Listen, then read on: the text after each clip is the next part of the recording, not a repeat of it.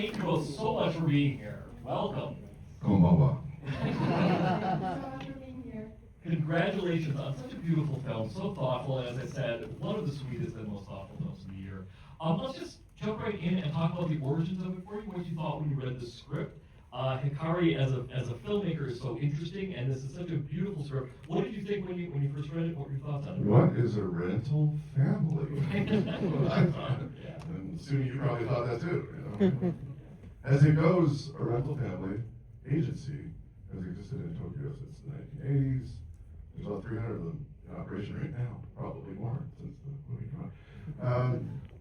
Where, yes, people who feel as if they're lacking a family connection, looking for something that they've always missed about their families and what makes them feel less alone, can call an agency and say, I need someone to stand in as my daughter, my brother, my long lost father for my daughter. I'm the mother of because I'm trying to get her into school, and I live in a country where it's not all right to be a single mother. I mean, real challenges that are taken up in this movie.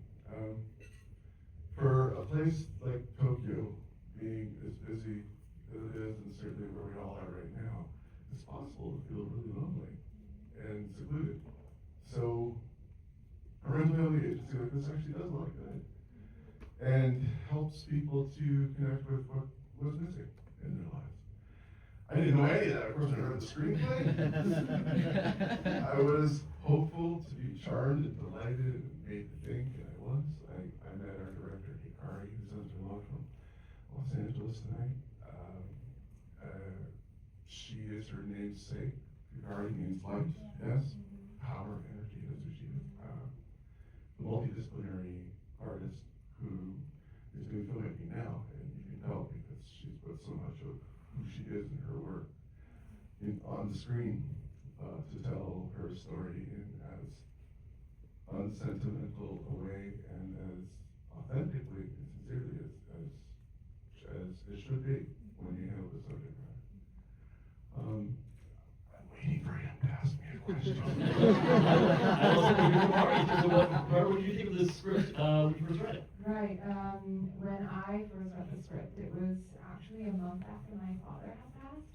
So I was really in like the deepest pits of despair, and then this screenplay came along, and I read it, and I thought, wow, this feels like a sign from my dad that it's saying, of course you can't replace a parent, but if you go out there, if you have a little bit of courage to, step out and reach out to people, you are going to find love and care and connection in this world.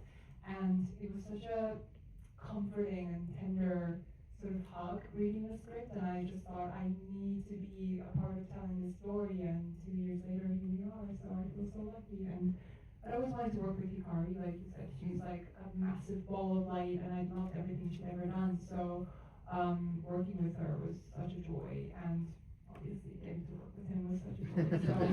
So it's just been so You may also know Hikari's work from a few episodes of Beef that she directed, and also executive for Tokyo Vice. She directed. Yeah. Did she write that too? No, she was She didn't write the it. writer's room. You were in the writer's room. But Wow. she directed a few amazing episodes. Former journalist here, Oh. probably still journalist, Formerly. just undercover. Yeah. And she did 37 seconds. 37 seconds. So great. 37 seconds, anyone? Steven? Okay, 37 seconds, real quick. It's a woman born with a disability. In 37 seconds, it changed the basic neurological function of who she was as a human, as a baby, as a child. She grew to her adulthood and naturally wanted to experience everything in life that you can, among them her own sexuality, but her mother's so protective over her. And so the moral dilemma of how much do we, protect over our children, no matter what the strengths and weaknesses may be, or do you let them be and grow up? So it's a subject matter that was clearly delicate. She marshaled a performance from an actress who never had acted, and this really was her story. She was the child of their second child. And it's an incredible movie. But I mention it just because Hikari has the ability to wrap her arms around subject matter that might seem prickly or a little bit leave you caught in a moral dilemma, or wondering says yes, and she says yes, and makes a film like this, which is about the make-believe, the artifice of standing in as a type of surrogate in someone's life, and then finding out what happens when that actually touches a nerve or there a real sincere connection is made. And do you pull away from that? Do you embrace it? Well, you just watched 2 hours of it. I hope some of you felt like you're in Japan if you haven't been there before. Anybody been to Japan? Hands, 3, 4, 7, 12, 14. You just hung out in Japan for a couple hours with us. How do we do? You felt like you were there again. We talked about that in a couple of minutes too, about what it was like working in Japan, what that whole experience was like. I want to ask you also just about the kind of backstory that you kind of had for your characters. Brendan Phillip he's a complex guy. There's so much going on there. And I love how the film sort of just teases out little bits and pieces of all of the characters and kind of getting a sense of them. You know, you're immersed in them a little bit. What were some keys to him for you, the character? He's an expat living in Tokyo. He says that he had been in Japan for 7 years, so for whichever reasons, he left the United States about 7 or 8 years ago.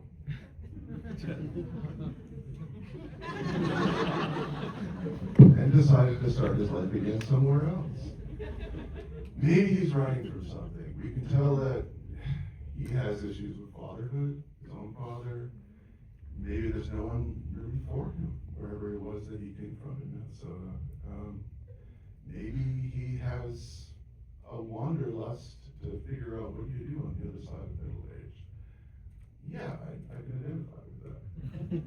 And it's important that he be shown as a character who is not flawed so much as normal, like the rest of us. We do get lonesome. We do feel a need to connect with one another. And he doesn't know it until he signs up with this rental family agency. But he's hired, of course, because he's an actor, or at least he thinks he is. He made it pretty big in a toothpaste commercial, which probably puts a chunk of money in his pocket, but I don't know if it really gave him permission to do Shakespeare in the Park. Remember, he did play a tree. Slightly wooden. So look, once he stops pretending and actually connects with people, then he blooms. He becomes more the person that he's destined to be. And he can only do that once he does it in a meaningful way with this little girl. The last person he'd ever expect to warm his heart, or certainly not the old man, who I'm pretty sure was onto them from jump. What do you think? Yeah, I think so. Yeah. I also think it's also so beautifully complex in the sense that he's obviously got issues with emotion, and he's got issues so he's in Japan, and then he sort of takes this job where it sort of seems like, oh good, I can sort of fake these emotions, and then the emotions end up becoming real in a way that I think he wasn't anticipating. And I love that sort of that right turn for him in a way. It's a slow right turn, but it's definitely a turn, right? You recall that, I mean, in the whole while, this is for time spent, this is for hire. Yeah. So, really, what are the boundaries here? And they are what we saw them to reveal. Everyone's heart grew a couple of sizes by stories in. Yeah, I love that. Mari, how about you? In terms of figuring out like the keys to her for you and what her backstory was in some ways. Right. I was really drawn to her because I always play characters that really care deeply, and I think we need to see more of these people on our screens right now, especially. So I was really attracted to her, but she was also a really complex character because, you know, she's kind of the heart of the operation. She cares about her clients the most, and she goes the extra mile always, and we see that. And the first step was like figuring out, why does she care so much? You know, like why does she need to do this so much in a compulsive way?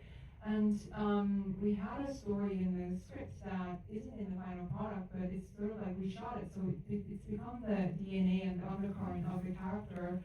And something terrible happened to her, and she couldn't be an actor anymore, and that's when she found this rental family business. And I figured, oh, when that happened to her, nobody was there for her. So now she feels this need to be there for whoever needs her, and that way she can heal herself. So it's sort of a transference in a way, and a compulsive need.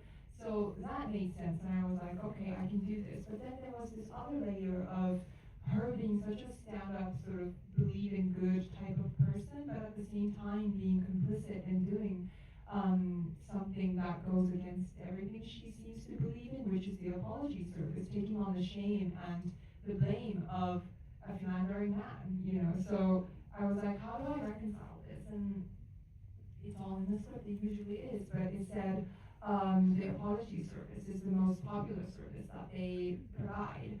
So I realized, oh, so if she thinks that, if she takes one for the team and keeps doing it and doesn't complain, then they can keep the business going. And then she can provide like help and support for the people who really need her. So that's how much of a believer she is in the business. And so those were the sort of like complexities that like needed to be navigated. And Takehiro, who played Shinji, my boss, we went to talk to a rental family service, and they actually call themselves not a rental family service, but they call themselves an all-woman handyman company, which is interesting. And you know what that does is actually lower the threshold for people to reach out and ask them for something. And you hire somebody for an hour, and there were stories, so many stories they told us of people coming to them. I want somebody to change my AC filter. And that only takes 5 minutes, so you have 55 minutes left. What do? Like you end up talking, and they end up opening up to you. And what they need in the end is companionship and conversation. So they would then become regulars, just to have somebody come over once a week and talk to them. And I think so many of us now in cities living alone can spend a whole day like without talking to anyone, right? And I hear stories of people looking forward to an interaction at a supermarket because, like it says in the movie, if you look at somebody in the eye, that's when you realize you exist, and you can make another person realize they exist. So yeah, I Sometimes that's all we really want. yeah, it's what we all really want. So that's my tangent. I love that, absolutely. Oh, you mentioned Takehiro. Let's have a round of applause for the amazing ensemble that's around these guys. Takehiro, young Shannon Dorian, and Akira Yamamoto, who plays Kikudo, the older actor. Let's talk, Brendan, about working with him, because that's a phenomenal part of this film as well. And we'll talk about working with the young actors as well. But what was that like? Because that storyline is so meaningful. Well, that's Akira Yamamoto. How cool is that name? He's a living legend in Japan. The last name for an actor named Emoto.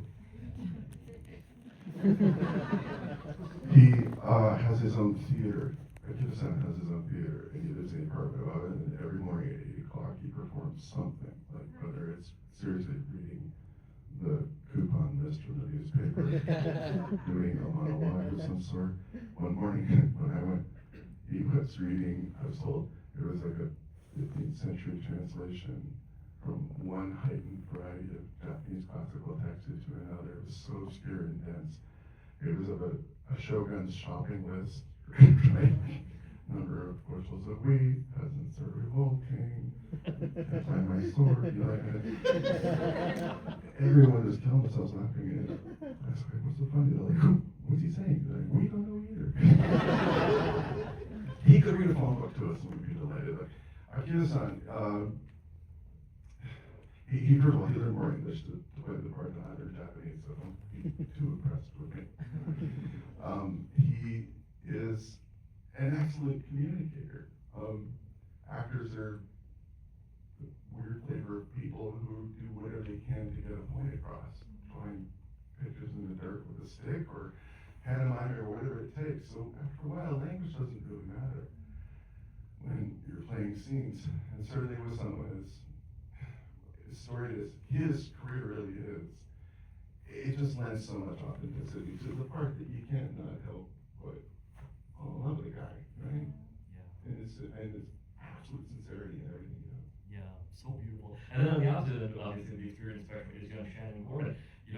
Tricky working with kids, but you guys, there's so much beauty in there as well. Let's talk about kind of what that was like, because that's a whole other element to it that's so beautiful. Shannon's 9 years old when she did this performance. It's never acted before. Wow. This kid, this is an article, I mean, I hope that he'll come away from saying, hey, I remember when I saw a rental family. And that kid, she's going to be one of those. She sticks with it. She has amazing parents to explain why or what a gift is in combination with it. But she has an emotional bandwidth that's just inherent. I don't get where, I wonder where she got that from. We don't know. But anyway, she's talent. And whatever talent is, I don't know what it is, but you know what it is when you see it. That's what this kid is. They actually had to stop rehearsing with her because you don't want to play your game in the locker room. They just get to the mark and shoot. I hope that she sticks with it, and she knows that she's got a big Uncle Dad Brendan guy around. That reuniting scene at the end of the film is so beautiful, and all the sequences are. Let's talk about filming in Japan and what it was like for both of you, and what the major response has been in Japan. If you've heard what audiences are feeling like there. Mari, filming in Japan, and what's the audience response like? Well, right, it hasn't come out in Japan yet. It's only coming out in February, but we did have Tokyo Film Festival, and my very not biased mother and friends really loved the film. So that's all I know. But as far as I know, it's been really sort of hit a tender spot. I think it really speaks to Japanese people because, as much as it might, as strange as it may be for a Western audience, this concept of a transactional relationship, it stems from Japanese people not being able to, the things that people love about Japanese people is that we're considerate, we're polite, we're kind, and we are all of those things, and I'm really proud of that. But at the same time, it's a double-edged sword because you're so considerate, like you can't express what you want because that would be selfish. Often even between sort of very close relationships, it's hard to, be selfish and ask for what you want. And I think that's why a lot of these services came about, because sometimes it's just easier to pay somebody to just be there for you and you get to be whatever you need to be. And it's ironic because at the end of the day, like all we want for each other, especially between loved ones, is for someone to be happy, right? But this love for one another is what hinders us to communicate that. So in that sense, I think the Japanese audience watching it really related to what it means to not be able to ask for something or be there for someone because you don't get asked. There's like that slight distance that you can't quite what is it? The distance that you can't eliminate between people, and it's a bit heart-wrenching. So I think that's why it's resonant. I don't know why I'm talking about. I'm sorry. It's okay. I was just going to say that if I spoke any Japanese whatsoever in Japan in front of Japanese people, they would go, yeah!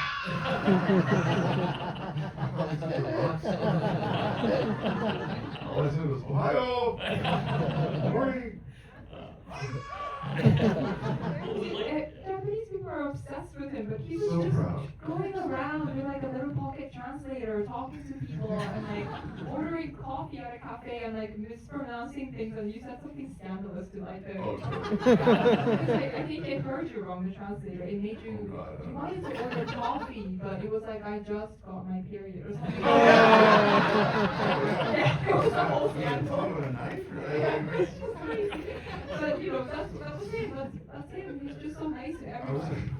The translator lost him like to the desk of the hotel, and I could say what I had to say into it, and then he would say it in Japanese, and then they would hand me the key, but they would smile a little bit, and then I found out at the wrap party that what I said to it was, I'm an idiot, I've lost my hotel room key again. Am I getting something wrong? Can you help me?